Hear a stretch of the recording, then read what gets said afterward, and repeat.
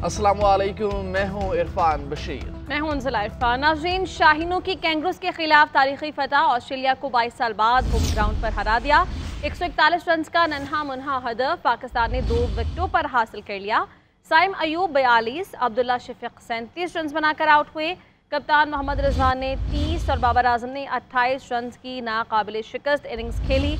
इससे कबल पाकिस्तानी पेसर्स ने ऑस्ट्रेलियाई बैटर्स की आसान फतह कर दिया। मेजबान टीम 150 का हिंसा भी न छू पाई। कैंगरूज टीम ग्रीन शर्ट्स के खिलाफ अपने कम तरीन 140 पर ढेर हो गई। 6 खिलाड़ी डबल फिगर्स में दाखिल न हो पाए। मार्क्स 8, जैक फ्रेजर और जोश इंग्लिश 7-7 रन बनाकर आउट हुए।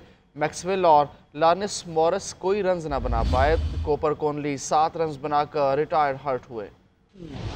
शाहीनों ने 22 साल बाद तारीख दोहरा दी। कैंगरूज को उन्हीं के देश में वनडे सीरीज में हार का मजा चखा दिया। फैसला कुन मार्के में ऑस्ट्रेलियाई टीम कम तरीन स्कोर 140 पर ढेर। पाकिस्तान ने हंसते खेलते 2 विकेटों पर हदफ पूरा कर डाला। कौमी कप्तान मोहम्मद रिजवान का टॉस जीतकर पहले फील्डिंग का फैसला। बॉलर्स ने एक बार फिर दुरुस्त साबित कर दिखाया। ओपनर मैकगर्ग 7 रन ही बना पाए। एलन हार्डी 12 और कप्तान जॉश इंग्लिश 7 रन पर विकेट गंवा बैठे। हारिस रऊफ ने मैथ्यू शॉर्ट को 22 रन पर चलता कर दिया। कूपर कॉनली 7 रन बनाकर मोहम्मद हसनैन का गेंद लगने पर रिटायर्ड हर्ट हो गए। मैक्सवेल को खाता खोलने का मौका भी न मिला। स्टोइनिस 8 रन बनाकर पवेलियन लौटे। कैंगरूज साइड 28 रन पर 6 विकेटों से महरूम हो गई। एडम जैम्पा ने 13 रन बनाए। शॉन एबर्ट 30 रन बनाकर टॉप स्कोरर रहे। लांस मॉरिस के 0 पर पवेलियन लौटते ही इनिंग्स 140 रन पर तमाम हो गई। शाहीन और नसीम शाह ने 3-3 शिकार किए। हदफ के ताकुब में ओपनर साइम अयूब और अब्दुल्ला शफीक फिर से क्रीज पर डट गए और ऑस्ट्रेलियन बॉलर्स की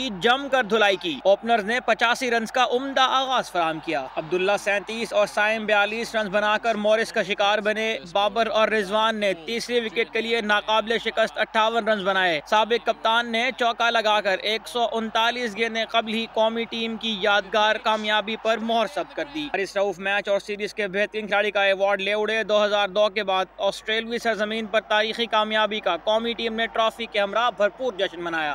शाबाश टीम पाकिस्तान, शाबाश। वज़ीर-ए-आज़म शहबाज शरीफ की पाकिस्तान क्रिकेट टीम को मुबारकबाद। शहबाज शरीफ ने कहा कि कौम के लिए ये इंतहाई खुशी का मौका है। 22 साल बाद पाकिस्तान को क्रिकेट टीम ऑस्ट्रेलिया के खिलाफ वनडे इंटरनेशनल सीरीज में उन्हीं के मुल्क में सुरखरू हुई है। हमें अपनी क्रिकेट टीम पर फख्र है और सीरीज में तमाम खिलाड़ियों और मैनेजमेंट की मेहनत भी आया थी और इसके साथ साथ टीम ने भरपूर कारकर्दगी का भी मुजाहरा किया है। चेयरमैन पीसीबी मोहसिन नकवी ने कहा कि ऑस्ट्रेलिया जैसी मजबूत टीम को होम ग्राउंड पर शिकस्त देकर खिलाड़ियों ने कौम का सर फख्र से बुलंद कर दिया। तारीखी जीत पर तमाम खिलाड़ी और मैनेजमेंट तारीफ के मुस्तहक। यकीन है कि जज्बे, मेहनत और अज़म से किए हर काम में कामयाबी मिलती है। वज़ीर आला पंजाब मरीम नवाज बोली, गुड बॉयज, वेल डन। शाहीनों ने कैंगरूज को उन्हीं की सरजमीन पर हराकर तारीख रकम कर दी। गवर्नर सिंध कामरान टिसोरी ने कहा कि तीसरे वनडे मैच में 8 विकेट से ऑस्ट्रेलिया को शिकस्त देकर कौम को खुशी फराहम की। कौमी टीम के सिलेक्टर्स, कोचेस, कप्तान और खिलाड़ियों को खिराज तहसीन पेश करते हैं।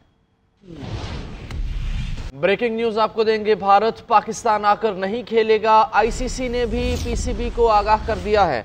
ज़राए के मुताबिक अगर भारत ना आया तो पाकिस्तान आइंदा कभी भी भारत से मैच नहीं खेलेगा। हुकूमत पाकिस्तान ने गौर शुरू कर दिया है। पाकिस्तान का मौक़िफ़ है कि हमने हमेशा अपनी टीम भारत भेजी और अच्छा तासुर दिया है।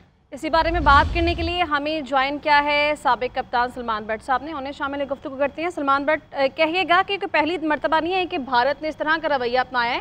पहले भी भारत ऐन वक्त पर आके मना कर चुका है, तो आप क्या देख रहे हैं, क्या असरात मरतब हो सकते हैं पीसीबी पर भी और फिर इस तरह आलमी क्रिकेट पे भी क्या असरात इसके मरतब होंगे, क्या मैसेज है ये? देखिए, मैसेज तो सेम है, हमेशा ही ऐसा करता है भारत। मैसेज तो अब ये होगा जो पाकिस्तान देगा कि पाकिस्तान कैसा रिएक्ट करता है। आया पाकिस्तान खेलता रहेगा हाइब्रिड मॉडल में, आया पाकिस्तान ब्लैकमेल होता रहेगा, या पाकिस्तान को अपना असूली मौक़िफ़ जो है वो पेश करता है और उस पर खड़े होने की हिम्मत रखता है। तो जो खबर बननी है वो तो वही होगी कि पाकिस्तान क्या रिएक्ट करता है। इंडिया तो हमेशा यही करता है। ठीक है, अच्छा, ये भी खबरें आ रही हैं कि हो सकता है कि पाकिस्तान भी इस रद्द-ए-अमल के बाद ये ऐलान कर दे कि नेक्स्ट टाइम पाकिस्तान भी भारत से कोई मैच नहीं खेलेगा। आपको क्या लगता है कि आईसीसी का इसमें क्या किरदार बनता है? कोई एक्शन लेना चाहिए था आईसीसी को? क्या किरदार अदा कर सकता था आईसीसी जो नहीं किया गया? देखिए आईसीसी स्पॉन्सरशिप के लिए इंडिया का मुहताज है, इंडिया की स्पॉन्सरशिप आती है सारी, वो फाइनेंशियल बेस के ऊपर डिसीजन लेते हैं। ये तो ऐसे दीवाने का ख्वाब है कि मेरिट पे बात होती है, इस तरह की तो कोई चीज एग्जिस्ट ही नहीं करती। तो बात वहीं पे आएगी कि पाकिस्तान क्या फैसला करता है, और जब कर देता है कोई ऐलान तो फिर उस पर खड़ा होता है या नहीं होता। ये खबर नहीं है कि इंडिया ने मना कर दिया, खबर वो होगी पाकिस्तान क्या करता है। बट साहब, चेयरमैन पीसीबी क्या वाजे कर चुके हैं कि भारत को पाकिस्तान आकर खेलना पड़ेगा। अगर भारत पाकिस्तान नहीं आता और फेब में ये शेड्यूल है आइंदा साल, तो फिर ऑब्वियसली हाइब्रिड मॉडल पे ही जाना पड़ेगा। डिपेंड करता है कि आईसीसी के जो रूल्स हैं वो क्या बोलते हैं, और उसमें पाकिस्तान के लिए क्या है। एग्रीमेंट साइन हुआ जब चेंज होता है तो किस बेसिस पे हो सकता है, उसके डूज एंड डोंट्स क्या है, वो तो मैंने नहीं पढ़ा ना आपने पढ़ा। तो अब देखना होगा कि आईसीसी इस पे क्या रूल्स रखता है। और अगर आप इसमें कोई तकम्बे की बात नहीं होगी कि यह हाइब्रिड मॉडल हो, क्योंकि सिक्योरिटी रीजन उन्होंने बताया, सारी टीमें पाकिस्तान आ रही हैं, अकेले इंडिया वाले नहीं आ रहे, इनकी बाकी सारी टीमें पाकिस्तान आ रही।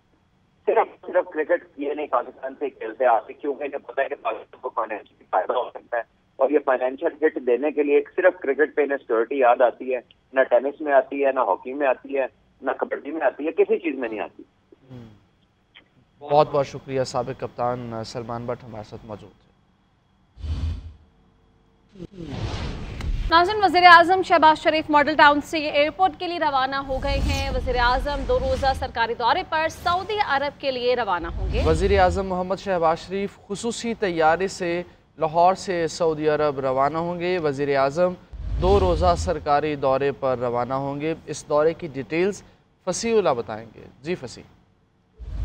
हाँ जी, बिल्कुल ऐसा ही है। वज़ीर-ए-आज़म शहबाज शरीफ ओल्ड एयरपोर्ट से खसूसी तैयारी के जरिए सऊदी अरब के लिए रवाना हो गए हैं। वो 2 रोज़ा दौरे पर जो है वो सऊदी अरब के लिए रवाना हुए, और ये सरकारी दौरा है जहाँ पर उनकी जो मुख्तलिफ कॉन्फ्रेंस का इनेकाद है उसमें शिरकत करेंगे। साथ ही साथ जो सऊदी सरकारी वफूद है उनसे भी वहाँ पर मुलाकातें की जाएगी। ज़राए के मुताबिक वफाकी वज़ीर इत्तलात साउला तारड़ भी वज़ीर-ए-आज़म शहबाज शरीफ के हमरा, जबकि तारिक फातमी और टीपू समेत दीगर जो उनके सरकारी स्टाफ के मेंबरान हैं वो भी वज़ीर-ए-आज़म शहबाज शरीफ के हमरा जो है वो खुसूसी तैयारी पर लाहौर एयरपोर्ट से जो है सऊदी अरब के लिए रवाना हुए हैं। जी ठीक है, बहुत शुक्रिया।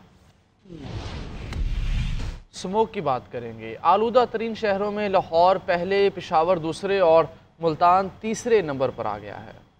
फ़ज़ाई आलूदगी ने सूरज की किरणों को भी रोक लिया है। लाहौर से पहले रावलपिंडी में मसनूई बारिश का तजुर्बा करने का फैसला कर लिया गया। लाहौर में हैवी ट्रैफिक और ट्रैक ट्रॉली के दाखिले पर भी पाबंदी आयद कर दी गई है। धुंध और स्मोक के बायस मोटरवे सुबह के वक्त मुख्तलिफ मकामात पर बंद रहीं। मुख्तलिफ शहरों में ट्रैफिक हादसात में 11 अफराद जान बहक और दर्जनों जख्मी हो गए। फ़िज़ाई आलूदगी का अफरीद खैबर पख्तूनख्वा में दाखिल। आलूदा तरीन शहरों में लाहौर पहले, पेशावर दूसरे और मुल्तान तीसरे नंबर पर आ गया। रावलपिंडी में मसनूई बारिश का तजर्बा करने का फैसला। भारतीय आलूदा हवाओं की वजह से लाहौर बदस्तूर स्मोक की लपेट में है। सूबाई दारकूमत में आलूदगी की शरह 900 से जायद रही। पेशावर में एयर क्वालिटी इंडेक्स 500 से तजावुज कर गया। मुल्तान शहर की फ़िज़ाई आलूदगी कम होकर 459 पर आ गई। स्मोक के पेश नज़र बादलों की मुमकिना मौजूदगी पर रावलपिंडी में मसनूई बारिश का फैसला किया जाएगा, जिसके बाद लाहौर में मसनूई बारिश बरसाई जाएगी। उधर लाहौर में हैवी ट्रांसपोर्ट के दाखिले पर मुकम्मल पाबंदी आयद कर दी गई। इतवार को किसी भी किस्म की heavy traffic, loaders, tractor trolley को दाखिले की इजाजत नहीं दी गई। लाहौर स्मोक का गढ़ क्यों बना? रिपोर्ट में लाहौर के ग्रीन मास्टर प्लान में 6 मरकजी मुहर्रिकात की निशानदेही की गई है। रिपोर्ट के मुताबिक बागों का शहर तरक्की के नाम पर कंक्रीट जॉइंट बनाया गया। ग्रीन एरियाज के मुसलसल खात्मे ने शहर के लैंड सर्विस टेम्परेचर में इजाफा किया है, जो लाहौर हीट आईलैंड बना रहा है। लाहौर के 33 स्क्वायर किलोमीटर एरियाज पर इंडस्ट्रीज मौजूद हैं। रिपोर्ट में खबरदार किया गया है कि आइंदा 10 सालों में बिखरी हुई इंडस्ट्रीज को इंडस्ट्रियल एरियाज में मुंतकिल न किया गया तो नाकाबिल तलाफी नुकसानात हो सकते हैं। वफाकी और सूबाई हुकूमत ने बलूचिस्तान से दहशतगर्दी का नासूर ख़त्म करने के लिए सख्त इक़दाम उठाने का फैसला कर लिया। इस हवाले से वफाकी वज़ीर दाखिला की ज़ेर सदारत इजलास में अहम फैसलों की मंजूरी दी गई। दहशतगर्दी में जाँ बहक अफराद की कोयटा छावनी में नमाज जनाजा अदा कर दी गई। आर्मी चीफ और दीगर भी जनाजे में शरीक हुए। बलूचिस्तान में 4 दिन के लिए ट्रेन सर्विस मुअत्तल कर दी। दहशत गर्दी के खिलाफ जंग सिर्फ फौज नहीं, पूरी कौम की जिम्मेदारी। आर्मी चीफ ने वाज़ेह कर दिया, हुकूमत का बलूचिस्तान में दहशत गर्दों को कुचलने के लिए फैसला कुन इक़दाम उठाने का फैसला। Army chief general Asim Munir ने CMH कोयटा का दौरा किया और धमाके के जख्मियों की अयादत की। इस मौके पर सिपह सालार ने वाज़ेह किया कि दहशत गर्दी को कभी बर्दाश्त नहीं किया जाएगा। दहशत गर्दी के खिलाफ जंग में कौम के हर फर्द को अपना फर्ज अदा करना होगा। वफाकी वज़ीर दाखिला मोहसिन नकवी और वज़ीर आला सरफराज बुगटी की ज़ेर सदारत कोयटा में अहम इजलास हुआ है। इजलास में रेलवे स्टेशन खुदकुश धमाके की इब्तदाई रिपोर्ट पेश की गई। इजलास में दहशत गर्दों के नापाक अज़ाइम नाकाम बनाने के लिए इंटेलिजेंस बेस्ड ऑपरेशन का दायरेकार बढ़ाने का फैसला किया गया है। वज़ीर दाखिला मोहसिन नकवी दहशत गर्दी के नासूर से निपटने के लिए बलूचिस्तान हुकूमत को हर मुमकिन वसाइल फराहम करने का ऐलान कर चुके। कोयटा रेलवे स्टेशन पर खुदकुश हमला आवर के जिस्मानी आज़ा फोरेंसिक लैब भेज दिए गए हैं। स्टेशन पर लगे CCTV कैमरों का रिकॉर्ड भी तहवील में ले लिया गया है। बलूचिस्तान में अमन अमान की सूरत हाल के पेश नजर 11 से 14 नवंबर तक कोयटा से ट्रेन ऑपरेशन मुअत्तल कर दिया गया है। इस्लामाबाद में सालाना लोक विरसा मेला जारी है। इसी बारे में बताएंगे सबीन शहबाज। बिल्कुल, देखिए इस्लामाबाद में लोक मेले का आगाज़ जो है वो हो चुका है। 8 नवंबर को इस लोक मेले का आगाज़ हुआ है। सालाना लोक मेला है जो कि 13 दिन जारी रहना है और 18 नवंबर को इस लोक मेले का इख्तिताम होगा। इस लोक मेले में हर तरह के सूबे की रिप्रेजेंटेशन जो है वो मौजूद है, चाहे वो सिंध हो, चाहे बलूचिस्तान हो, चाहे पंजाब हो या KP हो या गिलगित बल्तिस्तान हो। हर सूबे की रिप्रेजेंटेशन यहाँ पर जो है वो नज़र आएगी। हर सूबे का सेपरेट पवेलियन यहाँ पर बनाया गया और हर सूबे के पवेलियन में उस सूबे के हिसाब से जो है वो उनके ड्रेसेस, उनका खाना पीना और जो है वो उनके म्यूज़िक का हल्का फुल्का तड़का जो है वो भी हर पवेलियन में जो है मौजूद है। इस दफ़ा जो है वो 2 एक्स्ट्रा पवेलियन ऐड किए गए हैं। एक इंटरनेशनल पवेलियन है जिसमें बैनुल-अक़वामी तौर पर जो है वो जो चीज़ें होती हैं उनकी रिप्रेजेंटेशन मौजूद है। इसके अलावा एक जो है पवेलियन है जिसको गोल्डन जुबली का नाम दिया गया है और वो ये कहा जा रहा है कि इस लोक मेले की गोल्डन जुबली है, तो उस वजह से उस लोक मेले जो पवेलियन है वो पवेलियन भी जो है यहाँ पर बनाया गया। 18 नवंबर तक ये लोक मेला जो है वो जारी रहेगा, जहाँ पर हर सूबे की रिप्रेजेंटेशन जो है मौजूद है। यहाँ पर आप आएँ तो महसूस ये होगा कि आप मिनी पाकिस्तान में हैं, क्योंकि हर सूबे की हर तरह की रिप्रेजेंट जो है वो यहाँ पर देखने को जो है वो मिलती है। तो आज इस बच्चों को यहाँ पर लेकर आए हैं ताकि बच्चे हर तरह की जो सकाफत है उसको देख सकें।